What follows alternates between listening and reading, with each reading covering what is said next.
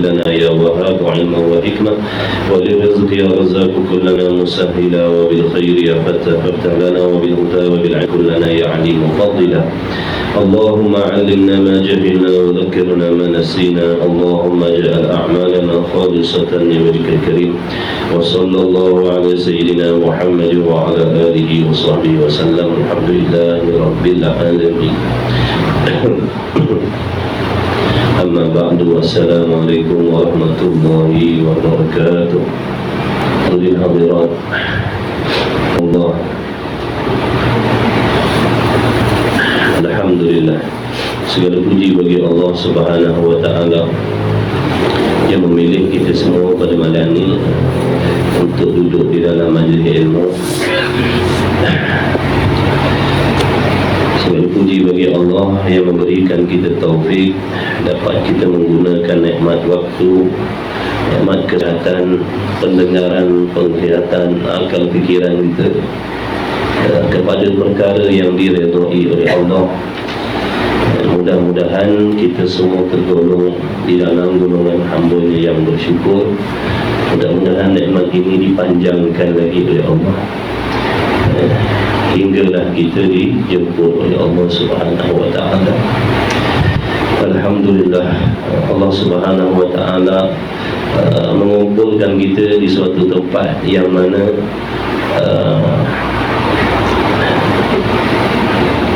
satu golongan yang Allah janjikan akan dipermudahkan nanti di hari kiamat jalan-jalan untuk masuk ke syurga Allah Subhanahu wa taala.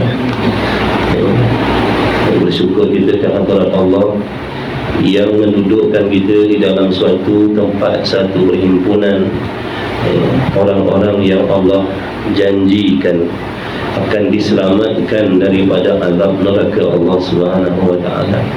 Ini seperti yang kita faham daripada apa yang dikhabarkan oleh Nabi sallallahu alaihi wasallam. Orang-orang yang duduk dalam majlis ilmu, majlis zikir itu insya-Allah akan diselamatkan oleh Allah daripada api neraka. Jadi sama-sama kita perbetulkan niat kita, puasa kita. Mudah-mudahan segala kelebihan yang dijanjikan oleh Allah Ta'ala itu kita perolehi. Kerana sebaik apa pun amalnya, kalau tidak disertakan yang betul, maka amalan itu tidak akan diterima oleh Allah Subhanahu wa taala. Baik, insya-Allah sambungan kitab Minhajul Abidin kita malam ni pada muka surat berapa ya? 181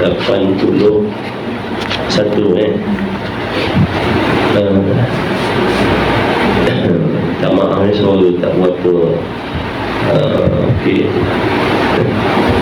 batuk-batuk. 181 lenggan mana? Bawah sabda Nabi.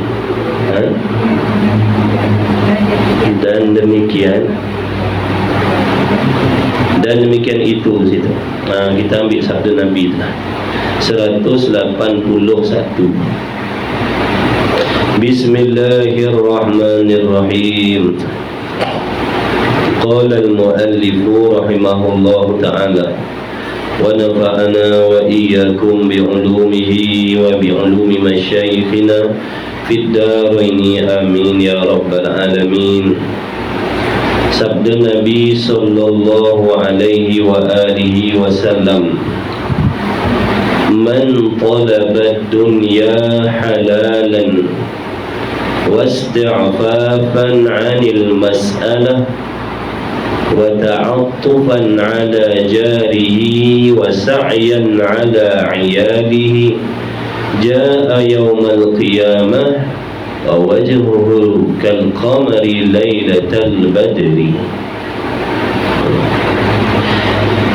Barang siapa, kata Nabi sallallahu alaihi wa alihi wasallam, ini hadis targhib,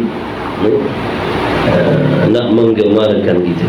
Di sini Nabi nak menyebutkan suatu kelebihan supaya kita merasa seronok nak melakukan amal soleh, supaya menjadi pemangkin ataupun penggalak untuk nafsu kita mentaati perintah Allah. Kerana dalam urusan ibadat ni, nafsu kita memang senantiasa nak melarikan diri. Apa jua jenis amal, apa jenis jua amalan, amalan yang wajib, amalan yang sunat, meninggalkan yang haram, membuat yang wajib, semua itu perkara yang tidak digemari oleh hawa nafsu. Dah memang tabiat nafsu kita manusia macam tu. Tak ada siapa yang rajin nak semayang, tak ada siapa yang seronok nak semayang, seronok nak mengaji, seronok nak baca Quran. Kerana apa? Kerana nafsu, tabiat kita manusia ni memang kejadian dia engkar dengan perintah Allah. Jadi bagaimana cara untuk kita menggalakkan ataupun nak mengatasi kemalasan di dalam melakukan amal? Jadi di antaranya, kata ulama, kita mestilah mengetahui serta meyakini harapan-harapan baik yang dijanjikan oleh Allah Subhanahu wa taala. Jadi untuk kita orang awam yang imannya lemah, dhaif ni, tidak menjadi satu kesalahan apabila kita melihat ataupun mengharapkan sesuatu kelebihan yang Allah janjikan supaya kita boleh melakukan amal soleh tersebut. Ia termasuk di dalam keikhlasan juga. Ada orang kata kalau beramal kerana nakkan pahala, nakkan syurga, itu tak ikhlas. Dah ikhlas.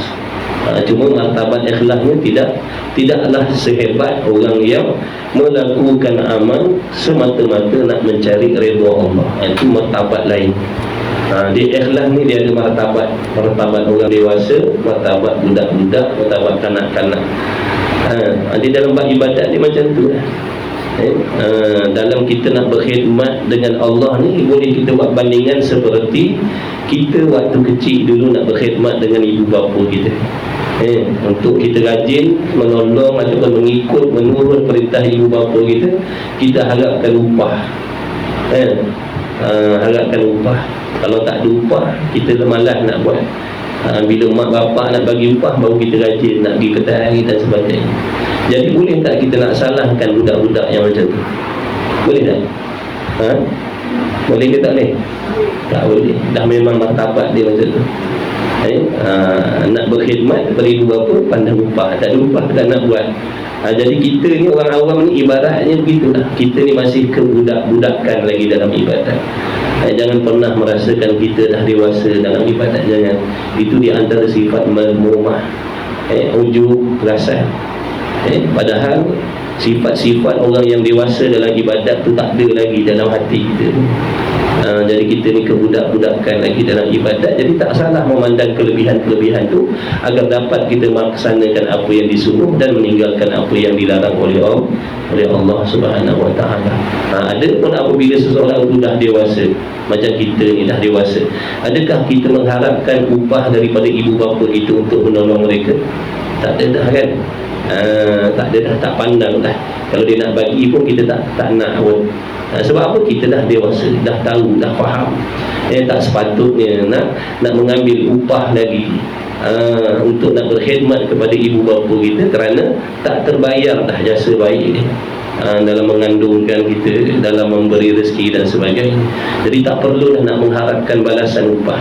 Demikianlah orang yang telah dewasa dalam ibadat, mereka tak pandang dah yang namanya pahala itu, semata-mata dia berkhidmat nak mencari redha Allah Subhanahu wa taala.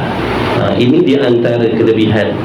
Nabi sebutkan barang siapa yang mencari dunia, menuntut dunia yang halalnya, dia mencari dunia, di atas dunia dia berusaha mencari rezeki yang halal dan memeliharakan dirinya daripada meminta-minta. Ini niat dia.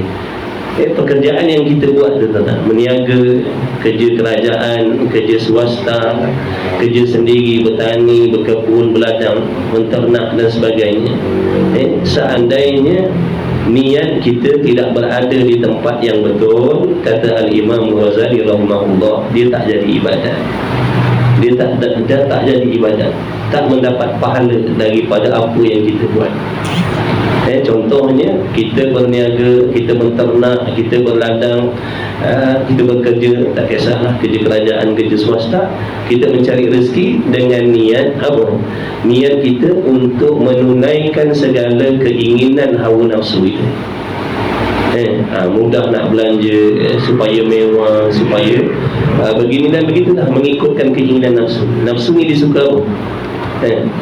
Mengumpul kekayaan, bangga dengan jawatan, dan macam-macam lagi lah. Itu niat dia mencari rezeki. Maka kata Imam Ghazali rahimahullah ta'ala, semua itu tidak menjadi pahala bagi diri dia. Sebab tu betulkan niat kita dalam mencari rezeki. Apa pun kita niat cari rezeki kerana nak mengabdikan diri kepada Allah, supaya nak memudahkan urusan ibadah kita dan ahli keluarga kita. Barulah dikira segala susah payah itu tadi sebagai kebajikan. Kalau tak, jadi dunia saja. Sebab tu Nabi bersabda, innamal a'malu binniyat. Salah niat, salah. Ni pengajian kita ni memang pada zahir ni nampak macam amal soleh, nampak macam amal akhirat, tapi kalau niat kita nak menunjuk-nunjuk kau orang, jadi apa tuan-tuan? Dapat tak kebajikan? Tak ada? Tak dapat kan? Jadi tak semestinya amal tu rupanya ibadat, amal akhirat, dia akan jadi akhirat. Dah bergantung dengan niat. Kalau niat kita mengaji, mengajar, baca Quran, solat kerana nak dipuji-puji, nak dikenal dan sebagainya, tak dapat. Dia jadi dunia. Dia jadi dunia. Kita tak akan dapat mengambil faedah daripada amal yang kita buat sekarang ni. Nanti besok selepas daripada mati kita tak dapat. Ini namanya dunia. Walaupun rupanya macam akhirat, tapi jadi dunia. Jadi dunia. Apa maksud dunia? Sesuatu perkara yang tidak dapat diambil faedah selepas daripada mati. Jadi sembahyang kita, puasa kita, zakat kita, haji kita, umrah kita, mana-mana yang tak betul, mana-mana yang tak sah tu, semuanya jadi dunia. Jadi dunia saja. Sebab selepas daripada mati tak dapat ambil faedah pun daripada itu, tak dapat kebajikan pun daripada itu, tak dapat kesenangan pun, kerana cara melaksananya itu salah, ataupun ada pantang larang yang kita tak patuhi, tak ikut.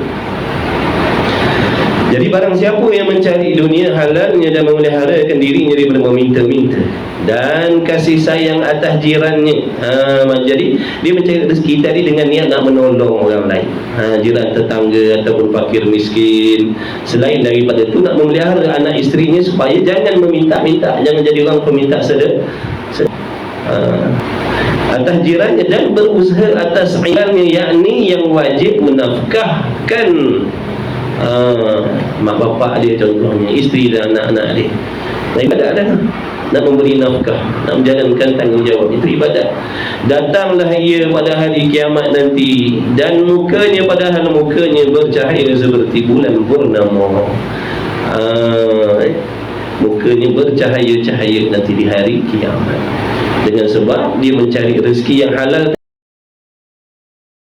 tadi dengan niat yang baik. Sebab sebelum ni Imam Ghazali dah bagi tahu dah kita, orang-orang yang mencari rezeki yang halal di atas dunia dengan tujuan nak mengikutkan keinginan hawa nafsunya, maka semuanya tu jadi sisi.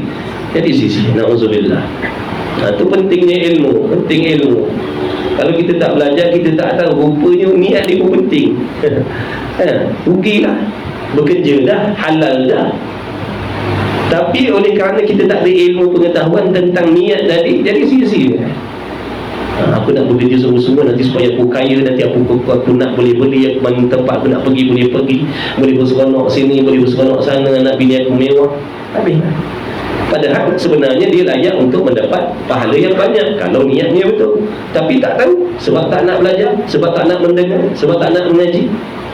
Itu rugi. Di antara golongan yang paling menyesal di hari kiamat besok adalah golongan yang atas dunia, dia tak nak menuntut ilmu.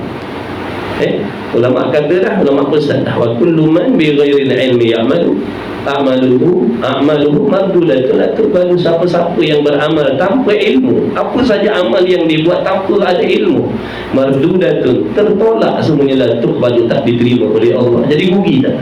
Sia-sia tak usia kita? Sia-sia tak masa kita? Sia-sia tak belanja kita? Sia-sia tak harta kita? Sia-sia. Sebab tu ulama nasihat, mari belajar, mari mengaji, mari belajar, mari mengaji. Sebab apa tu? Kasih sayang. sebab tahu dah akibat lepas daripada tu besok macam mana. Sebab tu ulama dia ada sifat kasih sayang walaupun bukan saudara dia, walaupun bukan darah daging dia. Sebab apa tu? Sebab nampak akibat selepas daripada mati besok apa akibat. Ataupun kita ni jenis manusia yang seronok seandainya saudara kita, kenalan kita, jiran tetangga kita diazab oleh Allah. Adakah kita jenis orang yang macam tu? Tergamak tak contohnya sekarang ni waktu hidup ni ada di antara kita ni yang dibakar hidup-hidup? Tergamak tak kita? Seronok tak kita ni? Kita tepuk tangan? Tak kan? Begitulah juga di hari kiamat besok, yang mana dahsyatnya, azabnya jauh lebih dahsyat daripada itu. Sebab itu kita jangan berhenti dari mengajak, mengingatkan supaya semuanya nanti diselamatkan oleh Allah Subhanahu wa ta'ala daripada azab Allah Ta'ala yang sangat akan tertanggung. Bila belajar nanti Allah akan tunjukkan jalan-jalan. Allah akan bimbing, Allah akan bimbing, Allah akan tunjuk. Walladzina jahadu fina lanahdiyannahum subulana. Siapa-siapa yang bersungguh-sungguh kepada kami, siapa yang bersungguh-sungguh nak baiki diri dia, nak baiki hatinya kerana Allah. Kalau hatinya kotor, dia usaha nak bersihkan, nak ubat hatinya yang penuh dengan dunia, yang penuh dengan penyakit ataupun sifat-sifat mazmumah, dia belajar sungguh-sungguh nak merawat hatinya, supaya hatinya tadi dihiasi dengan sifat-sifat mahmudah. Kemudian dia menuntut ilmu supaya dapat dibaiki solatnya dan sebagainya. Allah janji lanahdiyannahum subulana, nescaya sesungguhnya kami akan tunjukkan jalan-jalan yang sampai kepada syurga. Itu isyarat kepada kita hamba ni terlebih dahulu kena bersungguh-sungguh, barulah datang pertolongan Allah. Maknanya jangan duduk peluk tubuh, tunggu hidayah, tunggu taufik, tunggu hidayah. Duduk kat rumah tunggu hidayah. Kan no hidayah yang datang minang kita. Kena usaha, kena keluar rumah cari ilmu. Bukan duduk rumah tunggu ikhlas datang, tunggu sabar datang, tunggu takwa datang. Tak, semua itu buah-buahan yang terbit daripada pohon yang namanya ilmu, yang namanya takwa, yang namanya khauf, yang namanya rojak dan sebagainya, sabar, tawakal, redha. Itu semua buah-buahan yang keluar daripada pokok yang namanya ilmu. Maknanya nak kena tanam dulu pokok yang namanya ilmu tu, barulah keluar buah-buah tadi. Jangan kita duduk dalam rumah menanam pokok harapkan dapat makan buah-buah tadi. Pada adatnya mustahil. Mustahil nak makan buah-buahan itu tanpa tanam pokok yang namanya ilmu. Maksudnya apa tu? Nak menjadi orang yang sabar, yang ikhlas, yang tawakal, yang redha dengan qada qadar dan sebagainya. Semua itu daripada asbab ilmu yang dipelajari. Jadi kalau kita tak nak belajar, macam mana kita nak faham tentang takwa, tentang nak kenal Tuhan dan sebagainya. Kata Nabi bersabda, "Talabul ilmi fariidatun." Menuntut ilmu itu kefarduan atas laki-laki dan perempuan. Kalau kita suami mengaji, kalau bini kita tak mengaji, anak-anak kita tak mengaji agama, kita kena risau. Jangan kita lepaskan tengkuk kita. Jangan lepaskan tengkuk kita. Masing-masing laki, bini, suami, isteri, anak-anak wajib semuanya menuntut fardu ain. Ilmu fardu ain itu wajib belajar. Jangan kita lepaskan diri kita seorang, sebab isteri soal oleh Allah besok tentang solatnya, tentang akidahnya, tentang Allah, tentang Rasul, tentang keimanan dia. Semua dia akan ditanya macam kita juga sama. Jangan kita melepaskan diri kita. Kita aja yang rajin pergi surau masjid, belajar agama, akidah, tasawuf, fiqh. Tapi bini kita kat rumah tak mandi wajib, tak tahu, haid nifas tak tahu, ketuhan pun tak kenal, sifat mazmumah mahmudah pun tak boleh beza. Jadi besar tanggungjawab kita. Imam Ghazali pesan dah, perjalanan ibadat ni bukan senang. Bukan senang. Yang nama ibadat ni bukan benda main-main, bukan benda sambilan, benda yang sangat penting. Kerana inilah tujuan utama kenapa kita semua ni dihidupkan oleh Allah Subhanahu wa ta'ala. Sebab tu kena mengaji sungguh-sungguh, betulkan niat, kemudian sungguh-sungguh mengaji. Mudah-mudahan dengan asbab tu Allah dorong kita, Allah selamatkan, Allah bimbing anak bini kita zahir dan batin. Jangan kita mengutamakan amalan yang zahir saja, padahal hati kita tidak lagi melaksanakan amal-amal yang diperintah oleh Allah, makrifah, mengenal Allah, mengenal Rasul, dan sebagainya. Dia kena seiring, zahir dan batin kena seiring. Dia tak boleh kita nak ambil berzahir saja, jaga puasa, jaga sembahyang, jaga aurat, jaga lidah, jaga mata, jaga telinga, tapi kita penuh dengan penyakit. Tak boleh. Kata ulama, takkan sampai kepada Allah, takkan sampai. Dia kena bergabung dulu tu, amalan zahir dan batin kena bergabung, baru menyampaikan hamba tadi kepada Allah, ataupun barulah dapat mendekatkan hamba ke Allah. Kalau sekadar kita ni puasa buat yang zahir saja, tapi hati kita penuh dengan penyakit hasad, dengki, ujub, riya, takabur, dendam, sangka jahat dan macam-macam, tak sampai. Hanya orang yang sedar tentang benda tu, orang yang duduk dalam majlis ilmu. Bila duduk dalam majlis ilmu, dia tahu, oh begitu kan, maknanya tak boleh jadi. Tadi makna barang dalam tadi yang sebut banyak-banyak, dari satu pun tak ada ni, macam mana? Umur kita semakin hari semakin pendek, urusan kita semakin banyak, kesihatan kita semakin berkurangan ni. Jadi gunakan masa kita yang ada ni, yang Allah bagi ni, gunakanlah sebaik mungkin. Sebab peluang hidup sekali ni, hidup yang sekali ini sahaja untuk beribadat. Adapun hidup yang kedua kali nanti, itu untuk menerima balasan ibadat. Jadi kalau kita sia-siakan peluang yang sekali ini, habislah. Bila dah nampak aja malaikat mau, tertutuplah segala amal, tertutuplah segala pintu amal ibadat, tutuplah. Jadi jangan lengah-lengah, jadi jangan lambat-lambat. Aturkan masa kita sendiri. Jangan ikut masa orang, sebab urusan kita, pekerjaan kita atas dunia itu tak sama. Ada yang kerja pagi, ada yang kerja petang, ada yang kerja malam. Jadi kita uruskan. Ada je kelas pengajian pagi, ada. Kalau tak dapat datang surau selepas maghrib, jangan jadikan alasan tak boleh belajar selepas maghrib itu maknanya satu jalan untuk kita tak menuntut ilmu. Tak boleh. Kuliah duha ada, kuliah subuh ada, kelas asar ada. Kita yang tak cari. Ada je. Pergi kat pondok kita tu, pondok Ustaz Zali. Siapa nak mengaji tak ada masa sangat, ada kelas malam. Tapi malam sangatlah, pukul 1 pagi mula, sampai pukul 3 pagi. Baca berapa kitab kan? Ustaz Zali baca 5 kitab kan? Siapa yang sanggup, pergilah. Ada je orang yang pergi. Kita tak sanggup. Tak nak ikut. Lepas tu ditancadang untuk orang yang siang begitu. Jadi boleh, pondok kita tu terbuka, siapa-siapa nak datang Sabtu Ahad boleh, nak ikut kuliah umum boleh, tak ada masalah. Memang pondok tu untuk kita semua. Ustaz tadi pesan dah, pakar-pakar ajak orang datang mengaji sini. Manfaatkan duit-duit orang bagi wakaf dan sebagainya, manfaatkan, gunakan, ajak orang datang belajar. Memang tu niat dan tujuan pondok tu didirikan untuk diambil manfaat oleh masyarakat sekeliling, ada orang kampung ataupun orang luar.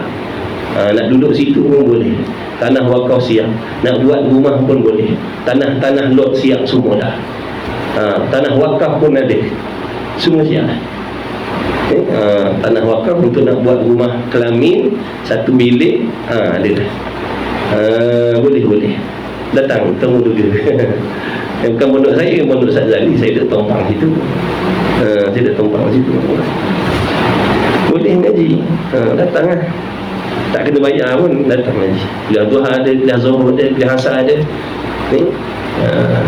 Boleh ngaji.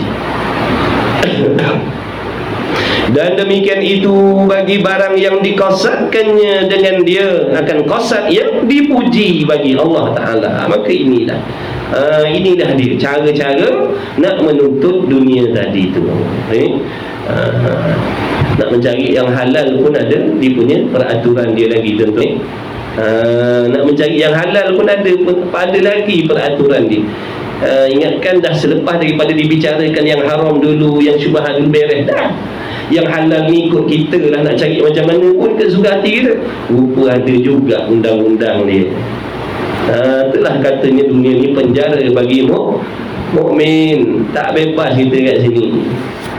Sini tempat tak bebas, tuan-tuan. Walaupun halal, ada sekatan, ada batasan, ada amaran macam-macam lagi. Kerana daripada yang halal, kalau berlebih-lebih daripada yang halal, akan menjadikan kita melampau batas. Jadi membazir, jadi buat benda haram. Kalau dulu Allah rezekikan kita cukup makan je, tak ada pun duit-duit kita sesen pun tak pergi kepada pembaziran. Ngam-ngam, sukat elok lah. Bayar hutang sini, bayar hutang situ, bagi nafkah, habis dah.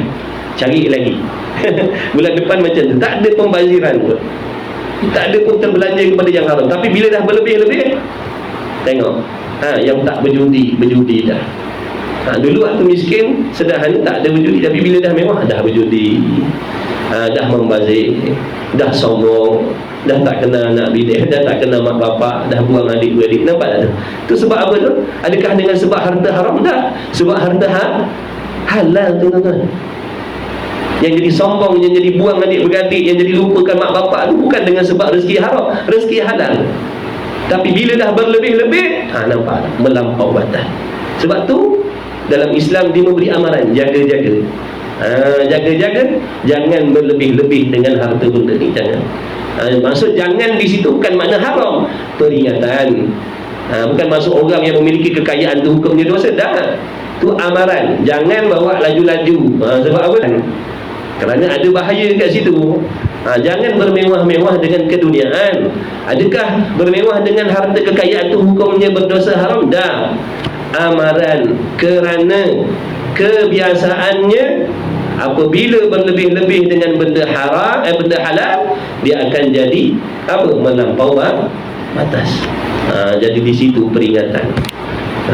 Orang panggil jahat adab. Jadi jahat adab, mencari rezeki yang halal berlebih-lebih sampai melampau batas, itu jahat adab dengan Allah. Jadi suatu perkara yang memalukan nanti di hari kiamat.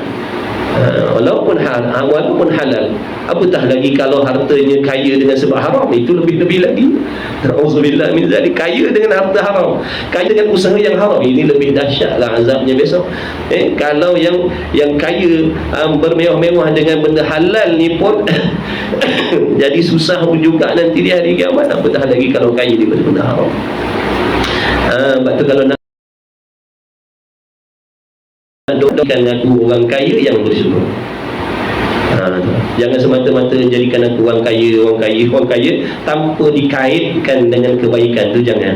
Dia kata Imam Ghazali, itulah contoh-contoh orang yang tamak di dalam berdoa. Jangan tamak dalam berdoa. Jangan tamak dalam berdoa. Kaya tu bagus, tapi minta kaya yang mana? Kaya yang memberi faedah kepada diri kita. Jadi kaitkan, ya Allah, jadikanlah aku orang kaya, orang yang banyak harta, yang bertakwa, yang bersyukur. Begitu. Jangan minta semata-mata kaya, bahaya. Takut nanti tak terpikul, takut tak terbawa. Kaitkan tu. Jangan tamak dalam berdoa, sebab kita tak tahu benda akan datang. Memang nafsu kata baguslah kaya, bila kaya besok boleh tolong adik-beradik. Sebelum ada dah dapat. Pernah dengar lagu tu? Kalau aku kaya tu, pernah dengar lagu tu? Kalau aku kaya, lubang-lubang jalan nak tolong tampalkan, bil air, bil api, jiran tetangga nak tolong bayarkan, sungguh kan? Sungguh dah kaya dia yang buat tu. Bil kau lah yang bayar. Apa pula aku nak tolong bayar? Nampak? Sebelum dapat, nampak tak? Bila dah dapat, lupa dah. Jadi kena takut juga. Sebab dalam kekayaan tu ada kebinasaan juga. Sesungguhnya Allah yang maha mengetahui perkara yang akan datang. Maka ketahui olehmu, wahai hamba Allah yang nak beribadat, wahai salik. Kalau salik ni makna apa? Salik ni orang yang berjalan kepada Allah dengan melakukan amal ibadat yang zahir dan yang batin. Itu salikin, orang yang sedang berjalan menuju kepada Allah dengan ibadat zahir dan batin. Orang salik. Kalau kita ni tak masuk, sebab kita ni yang zahir je, pun zahir pun tak buat banyak lagi, buat pun tak sempurna lagi, tak masuk lagi kita dalam kumpulan dengan ceritanya. Maka jika ditanyai orang, apa syarat yang mubah? Apakah syarat yang mubah? Apa maksud mubah yang harus? Apakah syarat-syarat peraturan-peraturan yang mengharuskan, yang harus hingga jadi kebajikan? Maksudnya bagaimana nak mencari harta dunia yang mana yang hukumnya harus, yang menjadi kebajikan bagi diri kita, dan keelokan seperti barang yang kamu sebut. Seperti yang sebelum ni kamu sebut, cari harta dunia tu maknanya ada batasannya, ada syarat-syarat dia. Jadi sekarang ni soalan ni macam mana? Sebab dah diceritakan bahaya dengan bahaya harta haram, bahaya harta syubhah, bahaya yang halal kalau berlebih-lebih. Sepatutnya ada peraturan-peraturan yang tertentu. Jadi kita rasa macam nak tahu, sebab kita nak usaha nak buat macam tu supaya kita mendapat harta yang ada kebaikan, ada kebajikan bagi diri kita dunia dan akhirat. Jadi timbul soalan macam mana yang musannif, wahai tuan pengarang, wahai tok guru, wahai Imam Al-Ghazali, apa syarat dia nak mencari harta yang mendatangkan kebajikan dan keelokan bagi diri kita, macam mana? Tolong terangkan, ibaratnya begitulah. Maka ketahui olehmu, wahai hamba Allah, bahawasanya berkehendak pada keadaannya kebajikan pada asalnya kepada dua syarat. Ada dua syarat dia. Ni tips nak mencari harta di dalam dunia. Maka salah satu daripada keduanya hal, dan keduanya qasad. Yang pertamanya hal, makna kelakuan. Yang keduanya qasad, yakni niat dia. Maka hal itu bahawa ada pada hal uzur, maka iaitu sekira-kira jika bahawa tiada mengambilnya, tiada diambil akan dia, yakni jika tiada mengambil akan yang mubah, jadi putus ia daripada mendirikan fardu dan sunat. Maksudnya gini, kalau kita tak cari rezeki sebanyak itu, kita tak boleh menunaikan kewajipan ataupun amalan yang sunat. Kalau kita ambil tahap tu, kita cari harta sebanyak itu menjadi sebab kita tak boleh nak mendirikan yang fardu. Contohnya, saya tak boleh nak bayar, nak memberi nafkah untuk anak bini saya tak boleh nak membayar hutang saya. Bukankah tu fardu? Bukankah tu kewajipan bagi diri saya? Contohnya yang saya perlukan, katalah yang saya perlukan RM5,000 ataupun RM3,000 setiap bulan. Untuk apa tu? Untuk benda yang wajib-wajib yang saya kena buat, bayar yuran budak sekolah, nafkah isteri dan sebagainya, bayar hutang, katakanlah RM3,000. Tiba-tiba saya bekerja lebih kurang alasan saya nak beribadat, sehingga saya tak boleh bayar hutang, nafkah bini saya tak boleh bagi, tak boleh. Makna saya kena bekerja mencari rezeki dari sekadar yang mana saya boleh melaksanakan kewajipan dan yang sunat. Boleh faham tak? Jangan melampau maksudnya. Contoh, keperluan saya setiap bulan RM3,000, saya pulun pagi petang sebab saya nak target RM100,000 sebulan. Nampak tak? Itu mana yang melampau tadi.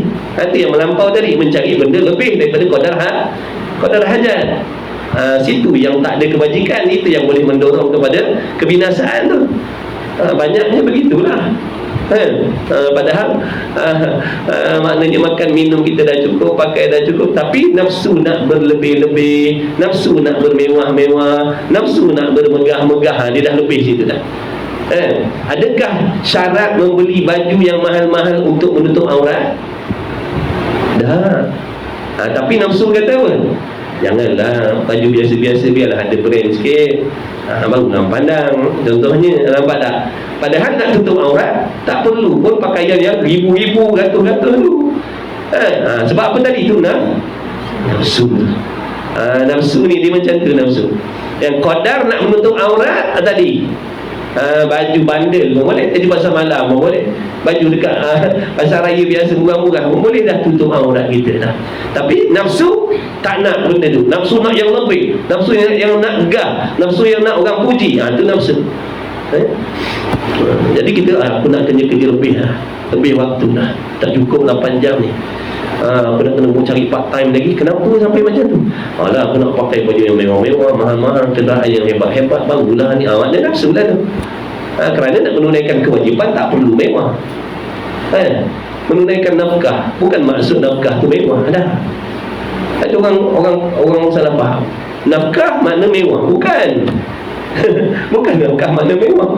Ada orang salah faham. Memberi nafkah pada anak bini dengan mana memberi kemewahan. Kalau tak bagi kemewahan, makna suami tadi gagal menurut la ilaha illallah. Dalam hati perut penuh dengan dunia dah, kena tipu dengan nafsu. Bukan mewah dah. Nak makan, tapi nafsu bukan sekadar nak kenyang, nak sedap, nak makanan viral. Kalau nak ikut makan, dijemput pun lepas, nasi goreng pun. Tapi nafsu apa ni, hari-hari ayam, bergaduh pasal ayam. Sebab apa? Nafsu nafsu tak nak, nafsu nak makan yang lain, nafsu tu nafsu. Jadi kalau itu yang dimaksudkan, makna carilah harta sehingga kamu dapat melaksanakan kewajipan dan kamu ruang untuk membuat yang sunat-sunat. Itu cara mencari rezeki. Jangan melampau-lampau lebih daripada itu. Tapi sekadar mana kita tak boleh nak tetapkan. Sekadar mana tak boleh nak tetapkan, sebab tiap-tiap orang tanggungjawab tak sama. Ada orang anak 2 orang, ada orang anak 5 orang, ada orang bini 4 orang, anak 24 orang. Jadi banyaklah yang diperlukan untuk tanggungjawab dia. Jadi tak boleh, kalau tanya berapa jumlah, tak boleh nak letak, sebab keperluan manusia itu berbeza. Ada yang anak ramai, ada yang tak ada anak, ada orang bujang. Dia bujang sebab tangkara dia, tak ada tanggungjawab, mak bapak pun tak ada, bini pun tak ada, saudara pun tak ada seorang. Tak perlulah nak cari gatul-gatul ibu. Nampak tak ada? Dia cari RM15 pun lepas dalam pagi nasi lemak, malam kang mamak beres dah lah. Contoh, ulama ajar cara nak cari dunia yang menyelamatkan. Sebab dunia itu menipu. Dunia itu menipu. Banyak dah mangsa dia. Saya teringat dalam kitab apa dia sebut, dunia ni satu hari Allah rupakan dia dengan dunia dan dengan rupa perempuan. Lalu dia berkata dengan Nabi Ibrahim, kalau tak silap lah, dia tanya berapa, Nabi tersebut bertanya kepada perempuan yang Allah serupakan dia seperti perempuan dunia itu tadi. Dia tanya, ada berapa ramai dah suami kamu? Dia kata, terlalu ramai suami aku. Mana? Dia kata, semua dah mati. Adakah mati dengan sebab engkau dia ceraikan kau, ditinggalkan kau? Dah. Bukan mati sebab cerai, mati sebab mati bercerai dengan dia, berpisah dengan sebab mati. Kena mati dengan sebab ditipu oleh diri perempuan tadi dah. Semua yang mati itu mati dalam keadaan kena tipu dengan perempuan yang namanya dunia tadi. Jadi kata Nabi tadi, betapa hairannya aku. Hairan sangat kenapa suami-suami kamu ataupun laki-laki lain tidak mahu menjadikan iktibar apa yang dah pada suami-suami kau yang dah mati dah. Sepatutnya cukup dah kau jadikan iktibar. Banyak orang yang mati dalam keadaan tertipu dan keandali tanpa ada bekalan akhirat. Sepatutnya cukup dah. Insaf, berapa banyak lagi contoh baru kita nak insaf. Banyak orang mati dalam keadaan tak sempat mengaji, mati tak sempat taubat, mati tengah buat maksiat, macam-macam lagi. Bukan satu, banyak contoh. Mati dengan tangguh-tangguh, nantilah pergi suruh belajar, nantilah. Dalam nanti-nanti tadi dah umum nama dekat masjid. Berapa banyak dah macam tu. Tak mustahil benda yang sama berlaku pada diri kita kalau kita membuat perangai yang sama. Tak mustahil kita akan mati begitu juga. Tak mustahil. Mati dalam menangguh-nangguhkan ibadat. Tak mustahil kita pun akan mati macam tu. Lepas tu jangan tangguh-tangguh. Kata ulama, dia kata mulai sekarang kena seng-seng dah dengan baju. Seng-seng dengan baju kinayah daripada bersungguh-sungguh dah. Tak ada masa dah. Masa singkat sangat dah. Kesempatan sangat nipis dah. Jangan salah guna masa. Tak payah nak heboh tentang dosa maksiat orang lain dah. Urusan kita ni, hati kita ni banyak lagi nak dibaiki. Hati kita ni tak baik lagi. Macam mana nak menghadap Allah, nak bawa hati yang penuh dosa, penuh penyakit. Tak ada lagi sifat-sifat mahmudah. Walaupun ada tuan-tuan, dalam hati kita ni ada sifat baik, tapi sekarang ni dia bercampur dengan benda yang tak baik. Bukan tak ada, tapi ibaratnya kalau nasi lauk kari kambing campur dengan najis kambing, dia jadi apa tu? Jadi najis. Benda bersih campur dengan kotor, dia jadi kotor. Benda halal campur dengan haram, dia jadi haram. Benda keji, benda suci campur dengan benda keji, dia jadi keji. Maknanya hati kita ni tak ada lagi. Walaupun dia ada ikhlas, tapi dalam hati kita ada hasad, ada sangka buruk dengan orang, ada dendam dengan orang, dan macam-macam lagi. Maknanya tak ada lagi, tak jadi lagi. Sifat-sifat yang kotor tadi tu mengotorkan yang bersih-bersih tadi. Jadi tanggungjawab kita sekarang, kerja kita, tugas kita sekarang kena baiki hati kita. Kata Abu Yazid, dia kata 10 tahun aku nak baiki lidah, 10 tahun aku nak baiki nafsu, 10 tahun aku baiki hati. Dalam ketiga-tiga ni yang paling dahsyat, paling payah sekali nak baiki hati. Tak baik-baik hati. Lidah pun payah nak baiki, betul tak tuan-tuan? Kita semayang berapa puluh tahun dah? Kalau kata semayang dah berapa puluh tahun dah? 10 tahun dah kita semayang. Berapa banyak dah ayat Quran kita ulang-ulang baca? Banyak dah. Tapi lidah kita tak baik-baik. Tak baik-baik ni. Kalau dah lidah pun macam tu payah nak baiki, hati macam mana? Hati lebih payah lagi daripada lidah. Maknanya kalau kita tak bersungguh-sungguh, ambil sambil lewat, takkan ada harapan kita nak mati bawa hati yang sejahtera daripada benda yang Allah benci. Tak ada harapan tu. Makna jangan buat main-main. Imam Ghazali pesan jangan buat main-main. Asbab hati tadi, amalan yang zahir ni sebanyak apa pun akan dibinasakan oleh Allah. Sebab tu setan nafsu dia mula-mula dia halang kita buat ibadat. Bila dia halang kita buat ibadat, kita mendapat taufik, boleh beribadat. Yang tak semayang jadi semayang, yang dedah aurat jadi tutup, yang bakhil jadi pemurah dan sebagainya lah. Tak cukup, dia masih lagi berhasad dengki, dia masih lagi berdendam. Dia akan pastikan segala amal soleh yang kita dah buat ni, tuan-tuan dah buat ni, haji, umrah, zakat, wakaf, dia akan pastikan semua ni takkan dibawa balik akhirat besok. Dengan cara apa? Dia menghasut kita, membuat benda-benda yang menjadi asbab Allah batalkan pahala dia semua. Bijak dia tu. Tak apa. Kau nak beribadat, tak apa, kau beribadat, kau tunggu. Maksudnya aku akan hasut supaya kau membuat benda-benda yang menjadi sebab Allah akan hapuskan segala pahala amal kau.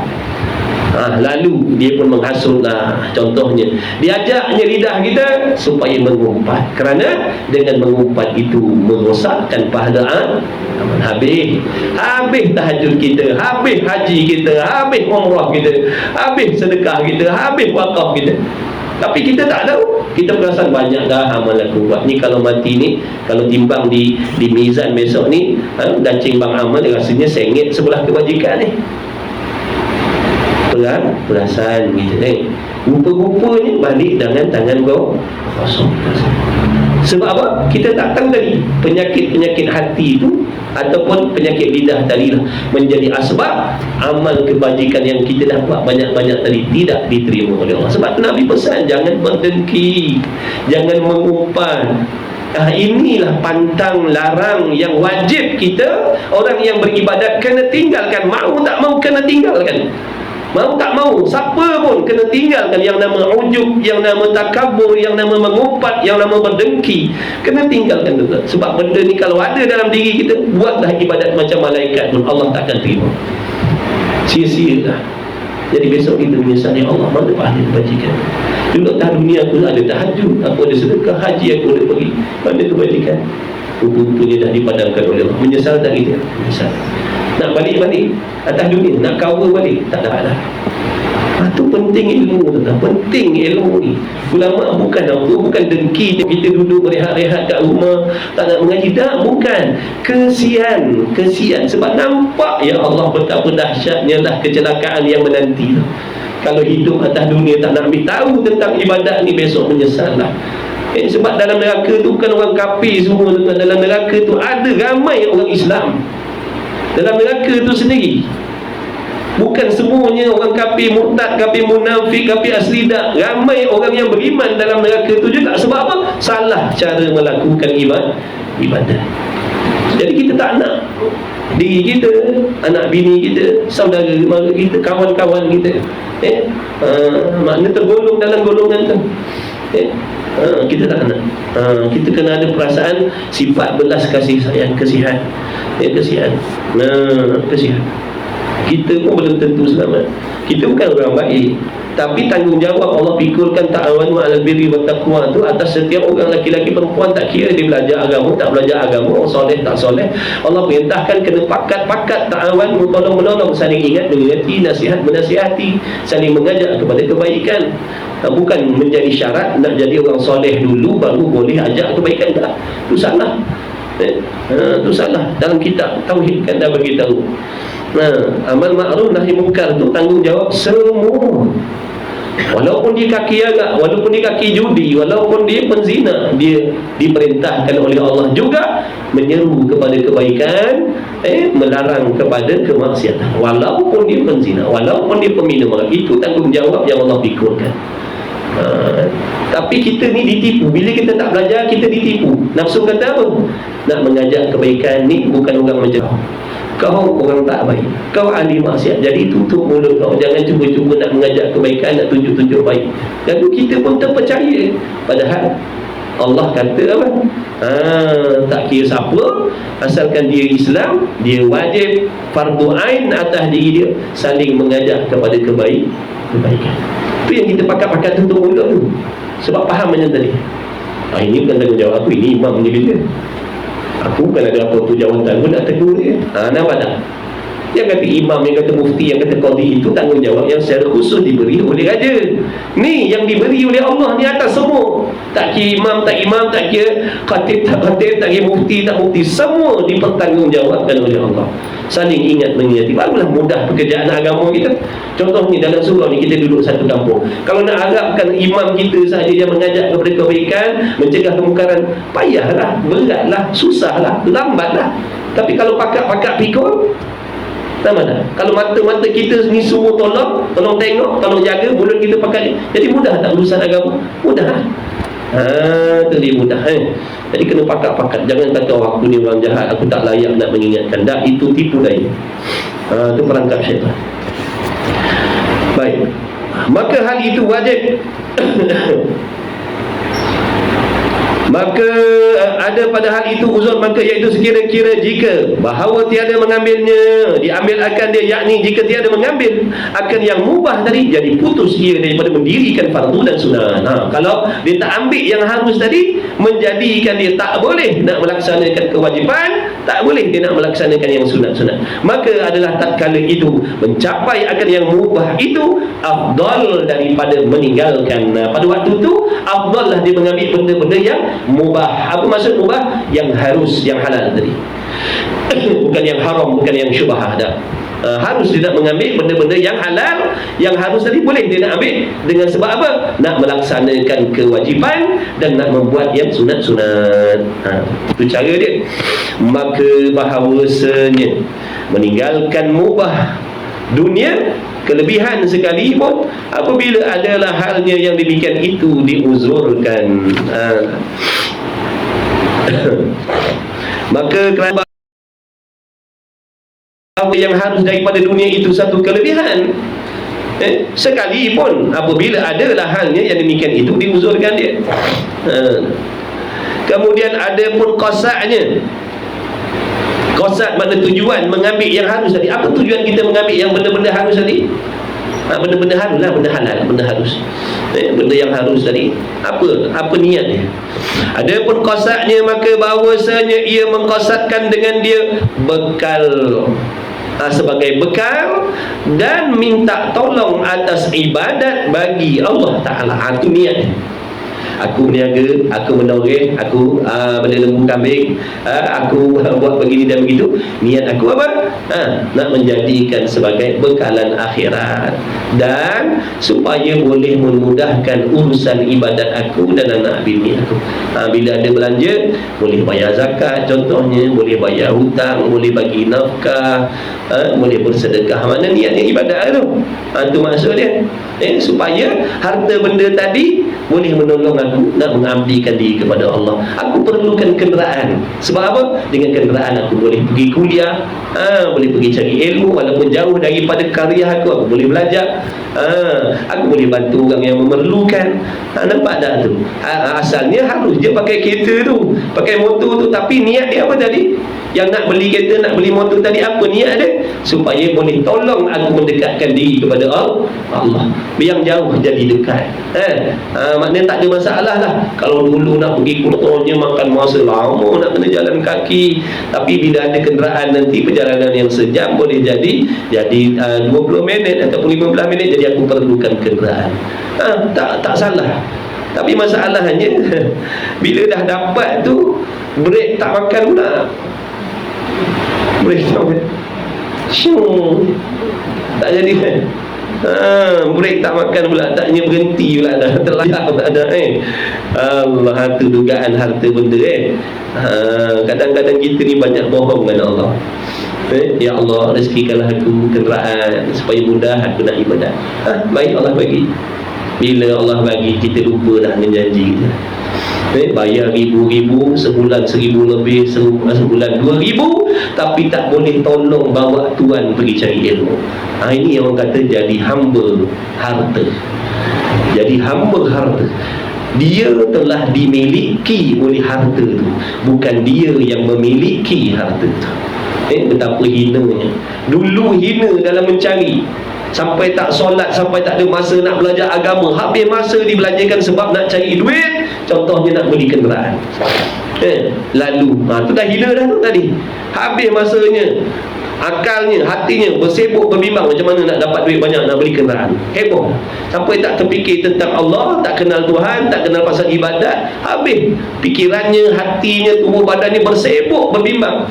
Kemudian bila sampai waktu dapat dah dapat pula dah. Bila dah dapat benda tu pula, dia jadi hamba pula pada benda tu. Hina lagi, ya Allah. Dulu hina waktu nak cari, bila dah dapat hina lagi. Sebab apa? Dia memperhambakan dirinya pada harta yang dia cari tu. Na'udzubillah. Jadikan harta tu milik kita, bukan kita ni dimiliki oleh harta. Membazir, makna kita bayar ribu-ribu bulan-bulan tapi tak boleh tolong kita mendekatkan diri kepada Allah. Nampak tak? Itu yang kata tak ada faedah tadi. Walaupun halal, tuan-tuan, walaupun halal rezeki tu, tapi dengan adanya tu tak boleh nak tolong kita dekatkan diri kepada Allah. Tak boleh. Na'udzubillah, hina. Hina sangat kelakuan. Jadi jangan gunakan benda-benda tu. Sebab apa yang Allah bagi kepada kita ni, tuan-tuan, sebenarnya nak memudahkan urusan ibadat kita. Allah nak tolong kita. Allah tahu kita payah nak beribadat. Allah tahu kita payah nak pergi cari ilmu, kaki tak kuat nak jalan jauh-jauh. Allah mudahkan, Allah bagi rezeki, bagi kenderaan. Kadang-kadang sebuah rumah sampai 4-5 buah kereta. 4-5 sebiji pun tak boleh bawa tolong tuannya bawa pergi ke surau, ke masjid cari ilmu. Allah, jangan sampai macam tu lah, jangan sampai macam tu. Nama kufur nikmat namanya. Jadi jangan kufur nikmat. Syukur kepada, tak salah walaupun harga keretanya berapa ratus ribu, 500 ribu, 600 ribu, tapi bila niatnya betul dan memang dia buat benda macam tu, dia gunakan kenderaan dia yang mewah tadi, pergi cari ilmu, tolong orang susah, muliakan ibu bapa dia dan sebagainya, silakan, tak ada masalah, tak dicela oleh Allah, tak dicela oleh Allah. Tak dicela, bahkan dipuji. Harta yang soleh akan duduk pada orang yang soleh, harta yang jahat akan duduk pada orang yang jahat. Nak tahu harta tu baik ataupun jahat, tengok tuan yang memiliki dia. Kalau yang memiliki itu baik, itu menunjukkan harta benda itu harta benda yang baik. Kalau yang memiliki tadi orang jahat, itu menunjukkan harta benda itu jahat.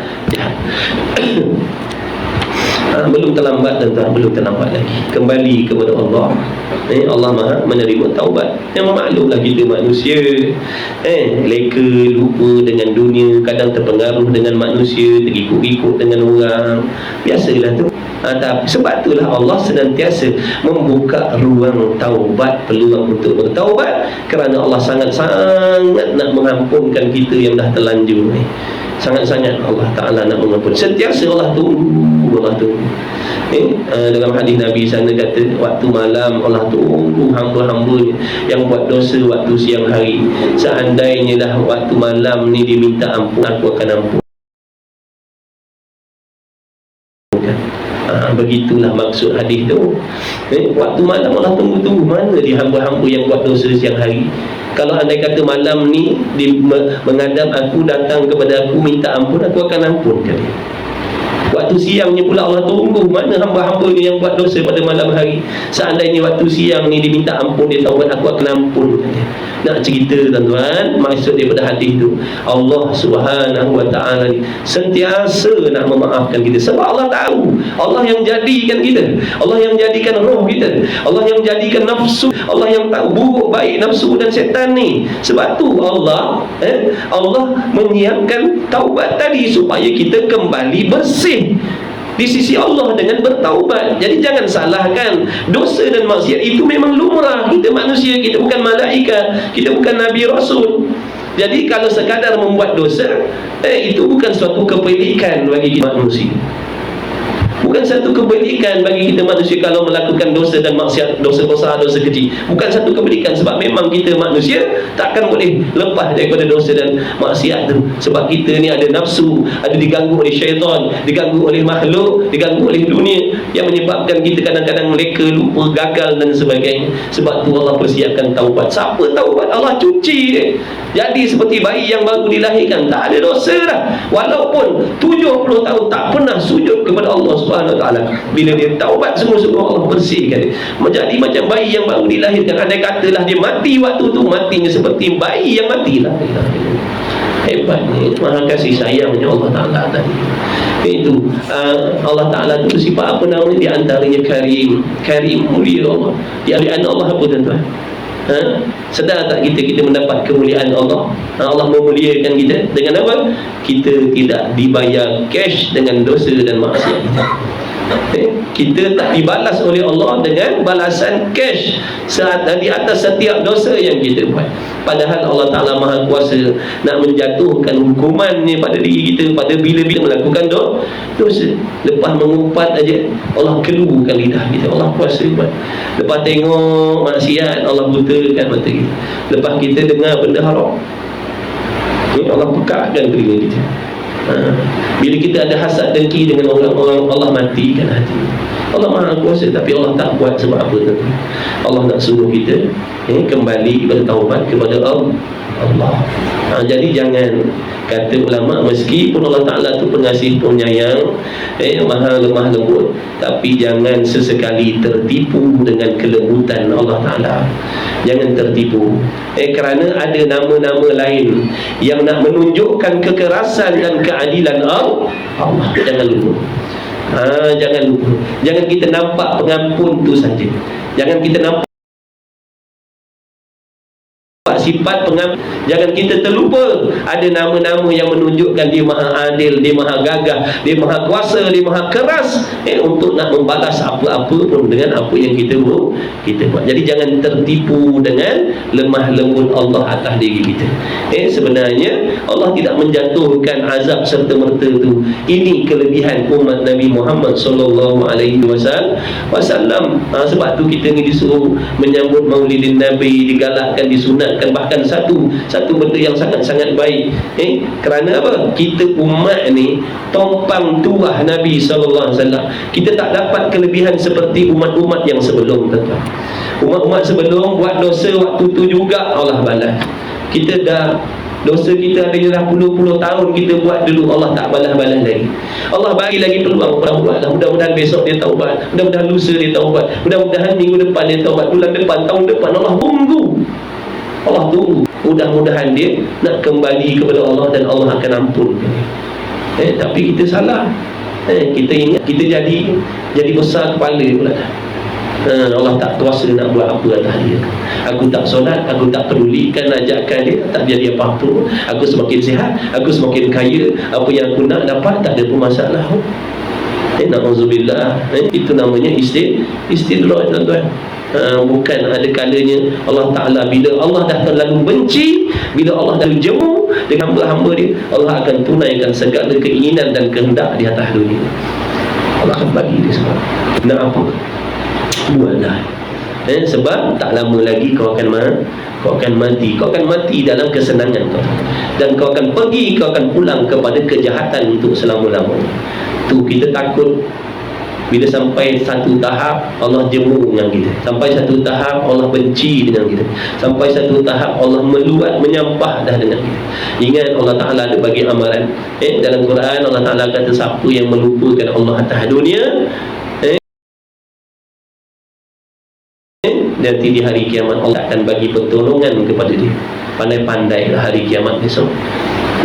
Siapa yang boleh tolong kita hari kiamat besok? Siapa yang kita harapkan kalau bukan Allah? Bila Allah dah janji, Allah takkan tolong. Sebagai balasan kita yang kita buat terhadap Allah atas dunia, kita tak pedulikan Allah. Tak apa, atas dunia tak apa.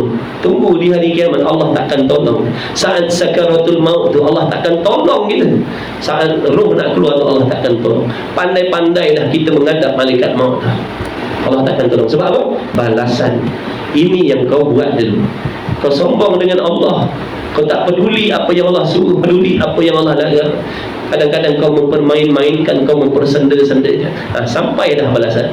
Setiap perbuatan ada balasan. Bukan bermakna Allah tak balas sekarang ni dengan makna Allah redha dah. Lepas tu kita kena berhati-hati.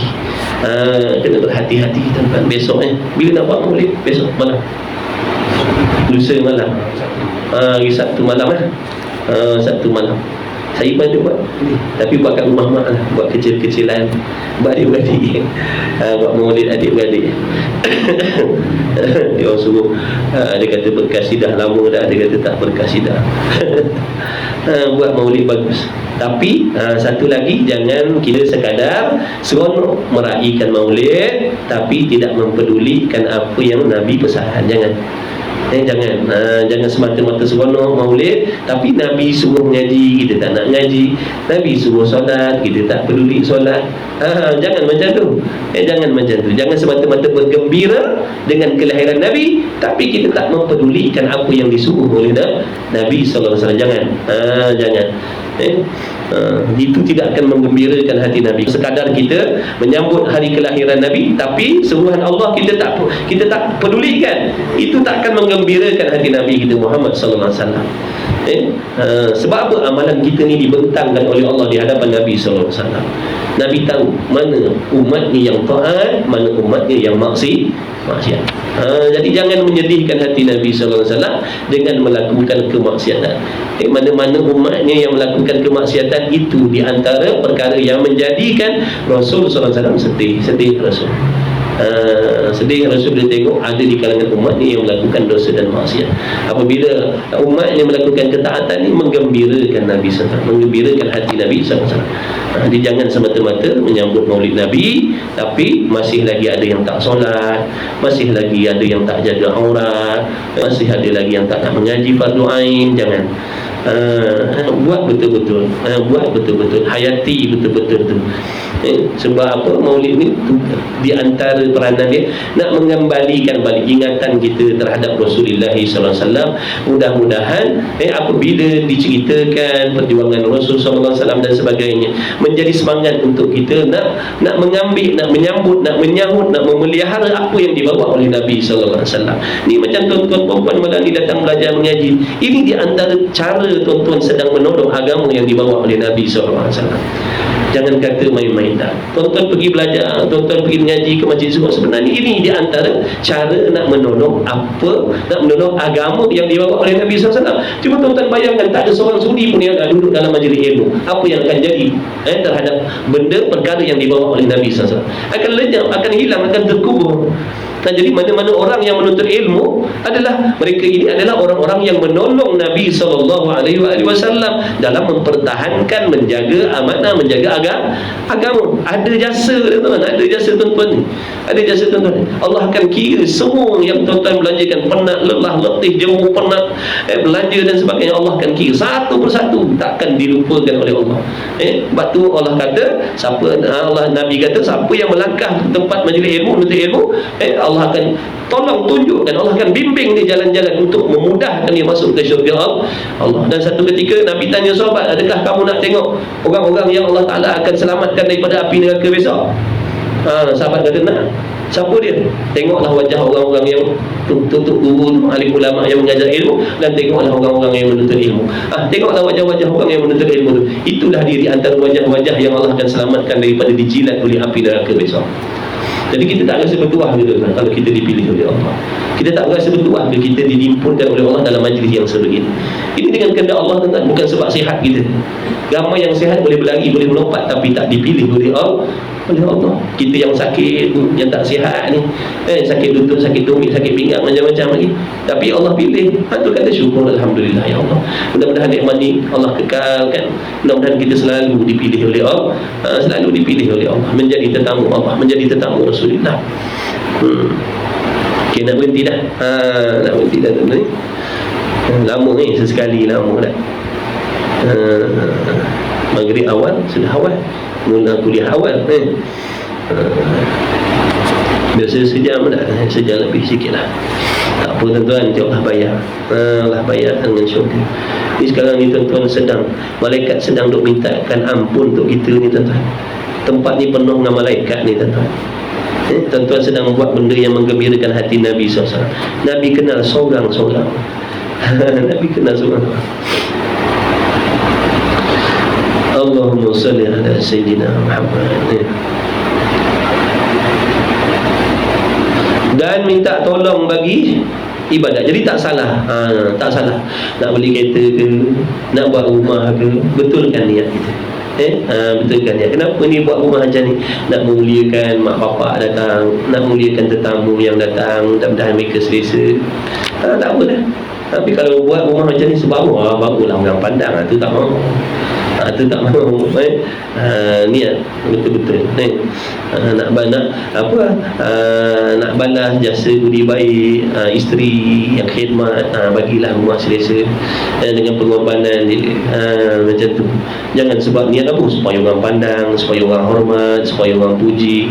Jangan, tu jangan. Betulkan balik niat kita. Ada seorang tuku pesan, dia kata hari-hari kita ni jangan lupa tilik balik niat kita, hati kita ni. Sebab hati kita ni dia boleh berubah tuan-tuan. Kadang-kadang dengan suasana, kadang-kadang sebab bercampur gaul dengan orang, hati kita yang asal niatnya betul berubah tanpa kita sedar. Sebab tu dia ingat, tengok balik. Dia kata, cuba kamu tengok balik niat kamu. Adakah niat kamu masih berada di tempat asal ataupun dah bertukar kepada niat yang lain?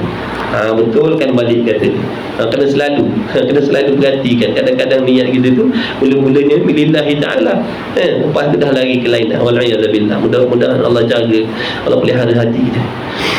Kalau minta tolong, dan dia itu baru menyebut dengan hati. Apa maksud menyebutkan dengan hati? Ingat dalam hati bahawa jikalau tiada ada di dalamnya menyampaikan kepada ibadat bagi Allah, nescaya tiada diambilnya daripada yang demikian itu. Maksudnya begini, ya Allah, seandainya kekayaan itu tadi baik untuk aku, boleh menolong aku untuk beribadat, aku boleh jadi orang kaya yang bersyukur, yang pemurah, maka kau berilah.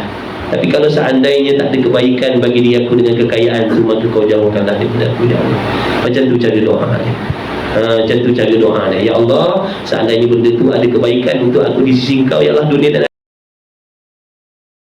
akhirat, kau permudahkanlah, kau kurniakanlah kepada aku. Tapi seandainya tiada, ya Allah, walaupun benda tu nampak elok, nampak baik, tapi untuk aku tak ada kebaikan dan kebajikan, malah jadi asbab aku melupakan kau, ya Allah, kau jauhkanlah.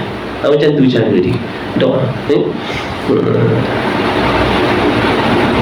Maka inilah sebut hujahnya. Maka tak kala hasil baginya menyebut hujah padahal uzur. Jadi yang demikian itu mengambil itu daripada dunia kebajikan dan keelokan dan adab. Jadilah dia orang ataupun hamba Allah yang mencari keduniaan dengan penuh akhlak dan adab yang dipuji oleh Allah. Kalau cari harta dengan cara macam tadi tu, dia termasuk dalam golongan orang yang beradab dengan Allah dalam mencari rezeki. Sebaliknya, kalau ambil benda haram, syubhat itu dah memang tolak tepi awal-awal dah. Kalau ambil benda halal lebih-lebih untuk nak berseronok, nak membegah, dia termasuk dalam golongan yang kedua, iaitu mana? Golongan yang tidak beradab dengan Allah dalam mencari rezeki. Wallahu subhanahu wa ta'ala a'lam wa ilmu wa ta'amadzatilah. Mudah-mudahan Allah Ta'ala memberi kita ilmu yang bermanfaat. Dengan berkat majlis ilmu kita pada malam ini, kita doa kepada Allah, mudah-mudahan Allah Ta'ala mengampunkan segala dosa-dosa kita, dosa ibu bapa kita, ibu bapa mertua kita, adik-beradik kita, jiran tetangga kita, kawan-kawan kenalan kita, yang semuanya tak terkecuali. Mudah-mudahan Allah ampunkan, mudah-mudahan Allah panjangkan umur kita, bagi umur yang berkah. Sebab banyak lagi ilmu yang kita nak kena belajar, banyak lagi amal ibadah yang kita nak kena baiki. Amalan yang zahir ini pun tak banyak yang tak buat lagi, yang Allah suruh kita banyak lagi yang tak buat, yang Allah suruh tinggal pun kita tak tinggalkan semua lagi. Apatah lagi amalan hati kita, hampir tiada satu pun sifat mahmudah dalam hati kita. Jadi kita perlukan masa. Ya Allah, mudah-mudahan bagilah kami masa, ya Allah, agar sempat kami membuat persiapan. Mudah-mudahan Allah ambil kita dalam keadaan husnul khatimah semuanya, insya-Allah. Dan Allah beri kepada kita semua kesihatan, keafiatan, rezeki yang halal lagi, berkah. Dan mudah-mudahan Allah di kalangan kita anak-anak yang soleh, solehah, yang berjaya dunia dan akhirat, sampailah ke kiamat besok keturunan kita demikianlah. Mudah-mudahan yang suami, mudah-mudahan Allah menjadikan suami yang baik, suami yang soleh, suami yang bertakwa. Kalau yang isteri, mudah-mudahan dijadikan isteri yang taat pada suami kerana Allah, yang solehah, yang jaga diri, jaga marwah, anak-anak yang taat ibu bapa, insya-Allah. Ya amin ya rabbal alamin. Bismillahirrahmanirrahim. Alhamdulillahirabbil alamin, wassalatu wassalamu ala Rasulillah. Allahumma rabbana fa'na bima 'allamtana, rabbana 'allimna alladhi ma yanfa'una, rabbana faqih ahlana wa qurrabati lana fi dinina ma ahli al-kutri unsa wa dhakar. Wa sallallahu ala sayyidina Muhammad wa ala alihi wa sahbihi wa baraka wa sallam. Alhamdulillahirabbil alamin. Taqabbalallahu minni wa minkum, minna wa minkum taqabbal. Ya Alhamdulillah. Sama makcik, insya-Allah.